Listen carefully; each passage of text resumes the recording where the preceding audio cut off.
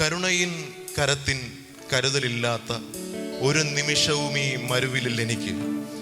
ഇരവിലൻ ഒളിയായി പകലിലൻ തണലായി ഒരു പൊഴുതും നീ പിരിയുകയില്ല. He never gives up. He is always with us. God with us, Emmanuel.